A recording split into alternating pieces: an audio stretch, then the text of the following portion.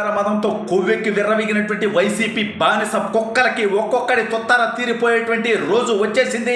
ఆ రోజు రావడంతో వైసీపీ మాజీ ఎంపీ నందిగామ సురేష్ని పిచ్చి కుక్కని కొట్టినట్టుగా కొడుతున్నట్టుగా తెలుస్తా ఉంది. ఈ దెబ్బకి వైఎస్ఆర్ కాంగ్రెస్ పార్టీలో అత్యంత కీలక నాయకులుగా చెప్పుకునేటువంటి సజ్జల రామకృష్ణారెడ్డి, లేల్లా అప్పిరెడ్డి వణికిపోతున్నట్టుగా తెలుస్తా ఉంది. అసలు ఇంతకీ ఈ దుస్థితి ఎందుకు వచ్చింది అనేటువంటిది ఈ వీడియోలో వివరించబోయే ముందుగా ఇప్పటివరకు మన ఛానల్ సబ్స్క్రైబ్ చేయని వాళ్ళు ఖచ్చితంగా సబ్స్క్రైబ్ చేయండి. ఇక విషయానికి వస్తే లేల్లా అప్పిరెడ్డి గారు, సజ్జల రామకృష్ణారెడ్డి గారు, అదేవిధంగా అనేక మంది దేవినేని అవినాష్, తలసిలస రఘురాము, జోగి రమేష్తో పాటుగా నందిగమ సురేష్ అనేటువంటి ఒక బానిస కుక్క. ఎందుకు ఈ మాట అంటున్నానంటే, అమరావతి ప్రాంతానికి అన్యాయం చేస్తూ ఉంటే విషం చెప్పినటువంటి దౌర్భాగ్యుడు జగన్ పంచన చేరి రైతుల నోట్లో మట్టి కొట్టినటువంటి నీచుడి యొక్క నందిగమ సురేష్. అయితే వీళ్ళందరినీ తెలుగుదేశం పార్టీ ఆఫీసు మీద దాడికి పురుగుల్పి పంపించాడు జగన్మోహన్ రెడ్డి అనేటువంటి ఒక సైకో, ఒక శాడిస్ట్, ఒక లఫ్ట్ వాడిన మనిషిగా దయచేసి రాష్ట్ర ప్రజలు అంగీకరించవద్దు. ఎందుకంటే భారతదేశ చరిత్రలో ఏ ఒక్క రాజకీయ పార్టీ కార్యాలయం మీదకి ఇంకొక పార్టీ దాడికి వెళ్ళినటువంటి ఘటనే లేదు. అది చేపించాడు నీచుడు జగన్మోహన్ రెడ్డి. దాంట్లో పావులయ్యారు ఈ యొక్క బానిస పెడిగ్రీ తినేటువంటి కుక్కలు. అయితే ఈ కుక్కలు అధికార మదంతో విర్రవీగి అధికారం శాశ్వతమని కొవ్వు పట్టి ఉన్నటువంటి కుక్కలు ఇవన్నీ కూడా. అయితే వీటి కొవ్వు దిగే రోజు వచ్చింది. ఇది ప్రజాస్వామ్యం అని ఆంధ్ర రాష్ట్ర ప్రజలు నిరూపిస్తూ 164 స్థానాలతో తెలుగుదేశం, జనసేన, భారతీయ జనతా పార్టీ కూటమిని గెలిపించిన తర్వాత ఒక్కొక్కడిలో వణుకు మొదలైపోయింది. తప్పుడు పని చేశామే అని భయం మొదలైపోయింది.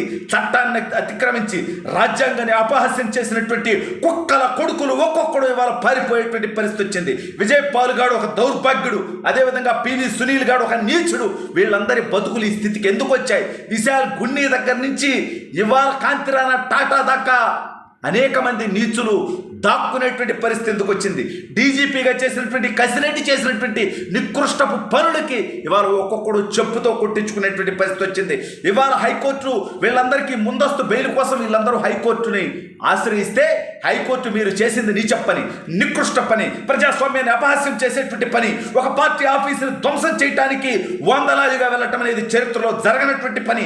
ఈ నీచానికి కఠిన శిక్ష ఒక్కొక్క కుక్క అనుభవించాల్సిందేరా అంటూ చట్టం కళ్ళు తెరిచి న్యాయస్థానం ఇవ్వాల ఈ దౌర్భాగ్యులకు ముందస్తు బెయిలు ఇవ్వము. ప్రభుత్వం తీసుకునేటువంటి చట్టపరమైనటువంటి చర్యలు మీరు అనుభవించాల్సిందే. వాళ్ళు అరెస్ట్ చేసిన తర్వాత అప్పుడు న్యాయస్థానానికి రండి, మీ బతుకేందో తేలుస్తామని చెప్పి హైకోర్టు చెప్పుతో కొట్టినట్టుగా తీర్పు ఇవ్వటంతో హుటాహుటిన పోలీసులందరూ కూడా నందిగం సురేష్ గారి ఇంటికి వెళ్ళడం జరిగింది. అయితే ఆ కుక్కకి తెలుసు కదా, ఆ బానిస కుక్కకి తెలుసు కదా, అధికార మతంతో విర్రవేగినటువంటి బతుకులకు తెలుసు కదా. ఎందుకంటే వల్లభనేని వంశీ గారు ఏమైపోయాడు? పారిపోయాడు వెధవ. విజయ్ పాల్ గారు ఏమైపోయాడు? పారిపోయాడు లుచ్చా. ఎరా ఎమ్మెల్యేలు అయ్యారు, ఐపీఎస్లు అయ్యారు, కానీ ఎందుకు ఈ బతుకులు? పారిపోయి దక్కునే మీ యొక్క మగతనం ఉన్న బతుకులా కొడకల్లారా. అధికారం లేనప్పుడు మీరు చేసేటువంటి తప్పుడు పనుల్ని దునుమాడాం చూడు. రఘురామకృష్ణరాజు గారి దగ్గర నుంచి నా దాకా అనేక మందివి. ఇదిరా మగతనం అంటే. పారిపోవటమరా మగతనం, వెన్ను చూపటమరా మగతనం. అధికారం ఉంటేనే మీ కొవ్వు బయట పెట్టుకునేటువంటి నికృష్ట బతుకారా మీది. ఇవాళ వీడు పారిపోవడంతో పాటు అనేక మంది లేల్లా అప్పిరెడ్డి గారి దగ్గర నుంచి దేవినేని అవినాష్ దాకా ఒక్కొక్కడు కలుగుల్లో దాక్కుంటున్నట్టుగా తెలుస్తూ ఉంది. ఒకవైపు ప్రభుత్వం వరద సహాయక చర్యల్లో ఉంది. ముఖ్యమంత్రి గారు నారా లోకేష్ గారు నిరంతరం గత 3 రోజులుగా విజయవాడలోనే ఉంటూ ప్రజలకు అన్ని రకాలైనటువంటి సహాయ సహకారాలు అందిస్తుంటే జగన్ అనేటువంటి ఒక విషనాగు, ఒక అబద్ధపు బతుకు బతికేటువంటి నీచపు మనిషి విజయవాడలో తిరుగుతూ ప్రభుత్వాన్ని విమర్శిస్తున్నాడు. ఏరా సిగ్గులేనుడా? 1 రూపాయి ఇచ్చావా? ఒక పాల ప్యాకెట్ ఇచ్చావా? ఒక వాటర్ బాటిల్ ఇచ్చావా?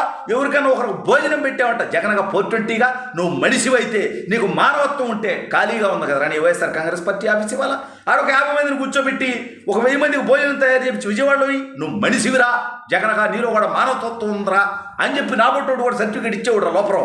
ఎందుకంటే నువ్వు ఎదవైనప్పటికీ మంచి పని చేస్తే అభినందించేవాడు. కానీ నువ్వు ఇవాళ ప్రభుత్వాన్ని విమర్శించడానికి వస్తున్నావురా బానిస వెధవ. అయితే ఇప్పుడు అప్పిరెడ్డి గారి దగ్గర నుంచి సజ్జల దాకా ఒక్కొక్కడు వణికిపోతున్నాడు.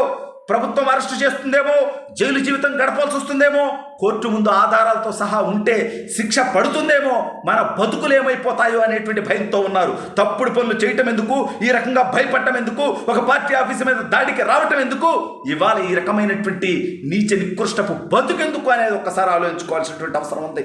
భారతదేశంలో ఉన్నటువంటి యువకులందరూ కూడా గమనించాలి. ప్రజాస్వామ్యాన్ని అపహాస్యం చేస్తే, రాజ్యాంగాన్ని పరిహసిస్తే ఎటువంటి బతుకు వస్తుంది, ఎటువంటి పరిస్థితి వస్తుంది అనేటువంటి తెలుసుకోవాల్సినటువంటి అవసరం ఉంది. ఈవీఎం అనే పగలగొట్టినటువంటి మాచర్ల మాజీ ఎమ్మెల్యే పిన్నెల్లి రామకృష్ణారెడ్డి గారి బతుకేమైందో మనందరం చూసాం. 65 రోజులు జైల్లో ఉన్న తర్వాత బెయిల్ మీద బయటకు వచ్చాడు. వాడి మీద ఇంకా చాలా కేసులు ఉన్నాయి. ఇవాళ నందిగం సురేష్ గారు ఎక్కడ దాక్కున్నా సరే పోలీసుల్లో ఇంకా వైఎస్ఆర్ కాంగ్రెస్ పార్టీ కోవర్టులు ఉన్నారు. వాళ్ళకి సమాచారం ఇస్తారు, వాళ్ళ అరెస్టుల నుంచి తప్పించడానికి సహకరిస్తారు. దయచేసి లోకేష్ అన్న కానివ్వండి, హోమ్ మినిస్టర్ గారు కానివ్వండి, వాళ్ళు వీటి మీద ఫోకస్ చేయాల్సినటువంటి అవసరం ఉంది. ఎందుకంటే పెద్ద ఆయన చంద్రబాబు నాయుడు గారు పరిపాలన చూసుకుంటారు. తప్పుడు పనులు చేసినటువంటి వెధవల్ని ఏరిపారేసేటువంటి కార్యక్రమం లోకేష్ అన్న గారి నాయకత్వంలో హోమ్ మినిస్టర్ గారు అనిత గారు కూడా సమర్థంగా పనిచేసి ఈ దౌర్భాగ్యులందరినీ కఠినంగా శిక్షించాలని నేను కోరుతా ఉన్నాను.